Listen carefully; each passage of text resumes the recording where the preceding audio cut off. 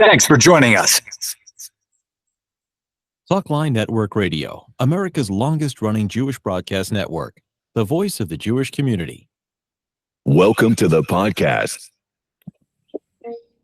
You are now tuned in to this episode of our podcast. Today, we are going to interview some of the greatest and most influential minds in our field. And now, please welcome your host. You're listening to Talkline with Zev Brenner, America's premier Jewish broadcast on the air since 1981.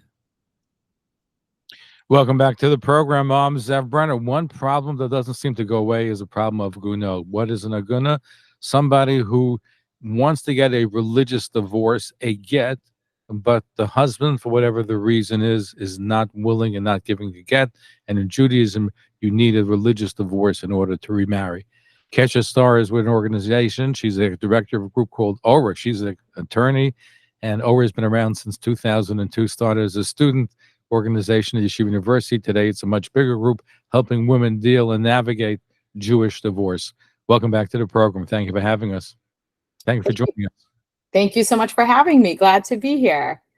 Are there any numbers, do we know, as to how many agunot, those who have trouble getting a religious divorce out there? I wish we did. One of the challenges is that we don't have great numbers on how many Jewish couples are getting married and divorced every year, especially if they're not doing it civilly as well. And if we are going to count agunot, we also have to all agree on who's an aguna and when they become one, which can sometimes be contested. So it's hard to get clear, hard numbers. Internally, we work on about 75 active cases at a time. As soon as we resolve a case, there are more coming in, and we're typically working with another 400 people who are earlier in the process. So not necessarily at the stage where they need our full advocacy work, but they're concerned about the get. They need resources so that they're going through the divorce process in a smart and strategic way. And we're engaging with people at earlier stages as well. So let me ask this. You're dealing with 63 cases at a time. You've been doing it for years. What are some of the reasons why a man will not give his wife a get? What do you find to be the reasons out there? So the number one reason, they'll give you a number of reasons. So there's the reasons that they're telling you and the reasons that you might think are actually the reasons running the day. What people will tell you, sometimes it's, I'm still in love. I want to continue the relationship. Sometimes it's revenge. I feel like I got messed over and I wasn't treated fairly. And this is my opportunity to punish the person who I feel has hurt me. Number one, most common, they want to get something out of it, if you'll pardon the pun. And they're using it as I get it. There we go. They're using it as a bargaining chip. But what a lot of that comes down to at core is that it's about having control over the person or the process. Many get refusal situations are coming after an abusive relationship where power and control are part of the dynamic. And as someone who wants control, when the other person leaves you, you're losing all this control. And then you're going into this process where theoretically judges or mediators or dayanim, other people are going to tell you what's going to happen with your money and with, your children's schedules. And the get can feel like a way to sort of really force some control over that process, that I have this wild card where I'm not going to give this unless I feel very confident that I'm going to be happy with the result of the divorce, which psychologically we get it, but is also a really dangerous precedent when we think about wanting fair results out of a divorce, and also thinking about what outcome children in a divorce deserve. Children have the least voice in this entire process, and we want to know that if mom and dad, or mommy and tati, can't agree on an arrangement for the kids, the next best option is for a neutral third party to make a decision. But when decisions about kids' lives are being made based on get extortion, the odds of those outcomes, those arrangements being healthy and safe for the kids are not that high. So we really want to make sure that kids are being taken care of and that their needs are prioritized in a divorce, especially in a divorce that's fueled by a lot of conflict and a lot of controlling tendencies. And of course, kids suffer the most in divorce. But on the flip side of the coin, I've heard from fathers who said they would give a get, but the mother is withholding visitation to the children. That's the flip side of the coin. So we hear that a lot too. And what I will say is that, you know, sometimes we're stuck in a vision of the legal world as it was, you know, 30 years ago. But today, one parent really cannot unilaterally wrestle all access to the children away from the other parent. It's generally going to go through some kind of a process. And I'm the first person to say that the court processes are not always amazing. And in fact, we're seeing trends of mothers losing custody more and more, actually. So it's not that courts are just giving everything to mothers, taking everything to fathers.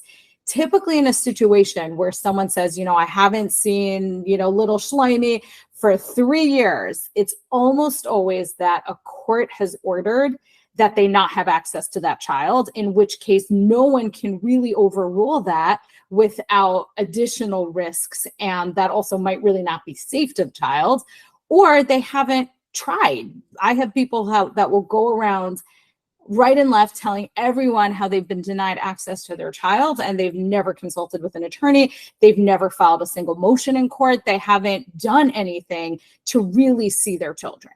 And for the fathers that have gone through the process and the process hasn't worked for them, it could be that they were not a safe and healthy actor, and that's why the court limited access. And even if that's not the case, unfortunately, courts really have the most ability to access information. I, as a random citizen, am not going to be able to access the breadth of information that a court can pull. So we really have to rely on the systems we have in place to determine what's safe for children, because we as just random people cannot really make better determinations as to what's safe and healthy for children. And that's true most of the case, but you also hear stories about the divorce is so contentious, there's so much hatred that the woman will make charges against the husband, will be arrested, and whether it is, say, sexual abuse, whatever it is, it may not be true in some cases, but yet there are all kinds of complications because the parents don't look at the children, they just look at how they hate each other, and that unfortunately is the case. And it happens the other way around, as I said, where somebody's a father will try, and I've spoken to fathers that have trouble accessing and having visitation with their children. And I will say the best way, and I've actually told this to get refusers when I've been on the phone with them, the best way to see your children as much as possible is to have as low conflict a relationship as you can with the other parent. Because when parents have a civil relationship, it's possible to say, hey, I know you were supposed to have Shlomi this weekend. I'm picking on poor Shlomi today, but I have, you know, my cousin's wedding. Can we switch? In a very hostile divorce, there is no flexibility. There's no ability to just switch things around, or, hey, I'm going on a business trip. Why don't you watch, you know, the kids? You can't do any of that. And what ends up happening is that those arrangements are really dangerous, actually, because whatever arrangement and schedule you come up with, it's almost certainly going to have to change over time. You know, my son is actually playing baseball right now, and all of our schedules are, you know, upended because of that. So you can have this very detailed plan for what's going to happen on which day, and then, you know, Shani signs up for gymnastics and it all falls apart. So the number one thing that parents need is the ability to work together. And while we can't guarantee easier said than done. If they're able easier said than done. But what I will say, and I see this over and over, the decision to withhold the get almost always makes the divorce 10 times more toxic. And the odds of the divorce ending in a place where mom and dad can work together and say, hey, let's switch weekends, the odds of that happening after get refusal are really not high. So I think it's a decision that people sometimes make thinking it's going to give them more time with their kids, but in the end, it gives them less time because they lose the ability to work things out over time with the other parent. And that's the number one thing you need to have a schedule that can really adjust and accommodate over time. Keshet Starr Esquire is our guest. She's the director of ORA, a group that helps women not to be in a gunna. Well, let me ask you this question. Well, first of all, how big of a factor is money? Now, you mentioned hatred, revenge, and other factors. How big of a factor is people holding out for money? And I'll just say before I answer that, so that listeners know, we do help men as well who are having trouble giving the get, or their wives are not receiving the get. So I'll just put that out there for anyone listening that is struggling with that we don't only help women. Equal opportunity. It's anybody with exactly. And we always like to put that out there so that men who are struggling with this also know to reach out. In terms of your question, money is very common, and part of the reason is that money and control are very tied together. The person who controls more of the assets and the purse strings controls a lot of the options that the other person has. They control a lot of what happens on a day-to-day basis. And so money and control are very closely linked, that they really are tied together. And I've certainly seen cases where someone will say, I'll give the get, but I don't want to pay child support. And in that case, it's money that really belongs to the children that's being traded and sacrificed in exchange for the mother's freedom. Now, how big a factor is the fact that the President of America used to issue a get, a divorce, and they used to hold it until all the other factors, maybe a civil divorce, was enacted. Now they don't do that anymore. So how big of a factor is that in complicating your work? Well, gets and escrow are always complicated because the get is sort of there, sort of not. So the person who is waiting for that get or is anxious about that get doesn't necessarily feel a ton of security, depending on the get is already given. Just a question of all the other factors to be adjudicated. So it takes away one factor from dealing with the other factors in the divorce. Right. For the most part, although it can be revoked. It's not so simple. It's not so common, but it can be.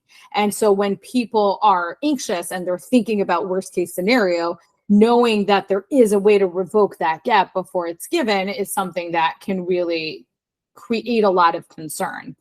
And so it's an interesting question in terms of, does that make it better? Does that make it worse? What we really want to see at ORA is a cultural norm where we're just resolving the get as early as possible. Because whenever we're making the get contingent on all the other factors of the divorce being worked out, it just opens the door for a lot more concern about extortion or an implicit understanding of, unless I'm happy with the results, you're not going to get your get. And I'm not saying that that's in any way what the President of America was doing with that policy. It's more that on a global sense, there can really be a value in just getting the get out of the way so that we can resolve the rest of the issues. Because if we're not using it as a bargaining chip, which we shouldn't be, then there's no reason not to give it, right? If we're not playing it, we're not using it for something, then there's no reason not to let it go. And I think that in many situations, the choice to just let it go early on, it encourages the other person to often be more flexible, more accommodating. And you can end up moving the whole divorce into a much less toxic and contentious territory, which in the end saves everybody money and gives everyone more time and access to their kids. And it really gives people more of the things that they want the most coming out of a divorce situation. No, very, very well said. Now, what are some of the tools that ORA uses to try to get a get? So there's a range of tools. We sometimes are out there in a very public way, whether it's a demonstration outside someone's home or placing flyers around their neighborhood or social media campaigns. Sometimes it's much more behind the scenes, really figuring out what makes this get refuser tick, who is in their network, how can we really communicate with the people in their network to explain why supporting this individual is really negatively impacting the whole situation. And we also really deeply believe in being survivor-centered in our work. And what that means is that we're not sitting in Aguna down and saying, okay, this is what we're doing. We're the experts. We're going to tell you what's what. take out a pen and write this down. We're really working with Agunot to figure out, well, what matters most to you? Is it the get, or is it something else potentially? It's figuring out, what are you comfortable with? For some people, a public campaign is really validating and it's exactly what they want. And other people are telling us, listen, I have 5 teenagers. They're all online. They're going to read every word that's written. And I don't want that. I'm not comfortable going that path. And so our goal is to create as many tools as possible, both public and private, so that every single Aguna can find a pathway towards pursuing her freedom, no matter what she isn't comfortable with. And we are not going to move forward on something unless we know that this is something that the Aguna is comfortable with. And we're also aware that anything we do comes with the risk of backlash. We have a rally outside a Get Refuser's house on Monday. Aguna can easily be sued on Wednesday, even if she, had nothing to do with it ostensibly, etc. That is a risk that we all take by going out there on these cases. And it's really important to move forward when Agunot are ready for whatever backlash might come.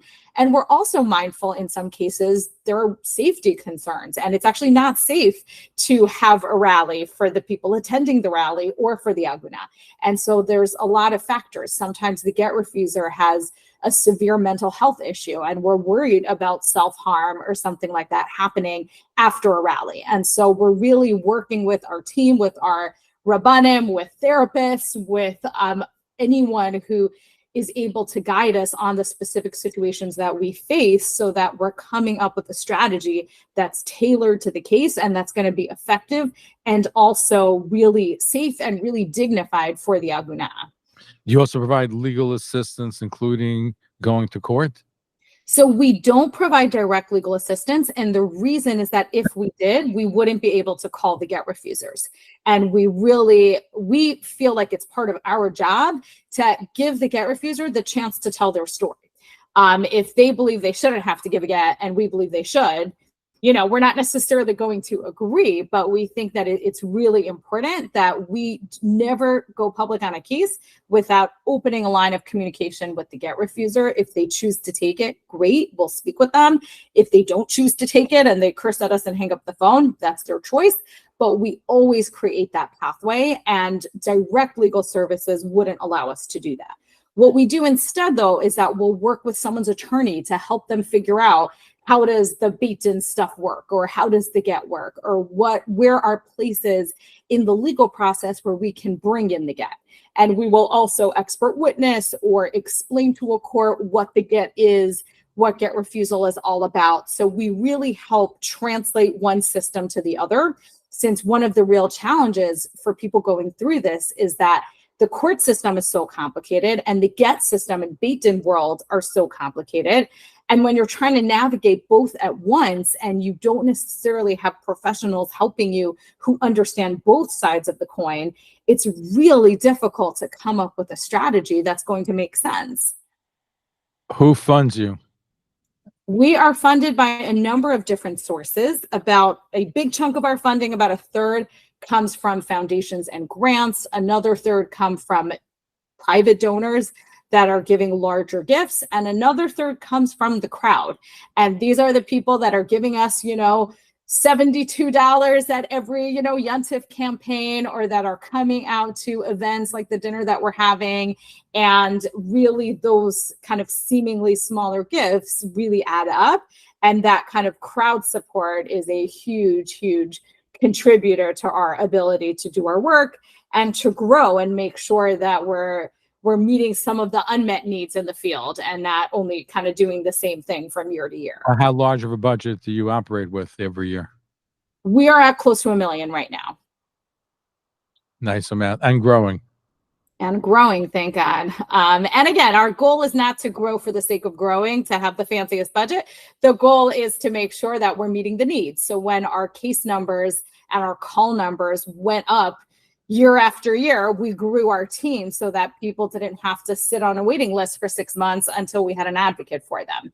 We added support groups about 1.5 years ago because we just saw how difficult this experience is to go through, and that people needed more to have just the stamina to get through it. So now Agunot are able to really help each other. How are you managing with Pesach coming up? What are you doing for this Chag? How did you navigate this situation with your family? Agunot are able to do that for each other through forums like these groups in a way that we can't do as people who care about this deeply but aren't living it. And so we really aim to grow to meet the needs. And if we see that there are needs that women are telling us we need X or Y or Z and nobody's offering it, to the extent that it's in our mission and we're able to pull together the resources to do it, we aim to make it happen and to listen to the people that we work with. And you're having your first fundraising gala coming up, correct? We are. We have had a virtual version of this event in the past. This is our first time doing it in person, and we're really excited to have just many of the people that we love and work with in one place. Terrific. If people want to learn more about the event or learn more about ORA, how can they do so? Best way to find us is on our website, www.getora.org. You can also follow us on social media, primarily Instagram or Facebook. And there's information about the dinner. It's going to be really fun. And our goal is to just have a night of meaning and inspiration, and to really, we hope that everyone comes away with the sense of hope that this is a tough issue, and we don't shy away from that at ORA, but that there's also really good work happening and that we're seeing change, and we're confident that over time, this issue is not going to be so easily, completely resolved, but that over time, this issue can look and act very, very different. And we can see just a real reduction in the amount of people suffering and the amount of time that they're suffering, and that as much as get refusers are going to be get refusers, there is so much more that we as a community can do to foster change. And the dinner is one way to learn about different individuals and like our honorees and different ways to get involved. And no matter what your day job is, to really find a way to be part of this issue and to make our Jewish community a better place. Keshet Starr, Esquire, Executive Director of ORA, thank you for joining us. Thank you so much for having me. Thank you for tuning in to Talkline with Zev Brenner, America's premier Jewish broadcast, the pulse beat of the Jewish community. For continuous Jewish programs, TalklineNetwork.com, or our 24-hour-a-day listen line at 641-741-0389. For past shows, you can find us on iTunes, Spotify, Amazon, YouTube, Instagram, and all major podcast platforms, or jewishpodcast.org. Thanks for listening to the TalklineNetwork.com. Follow us on Facebook, Twitter, and Instagram.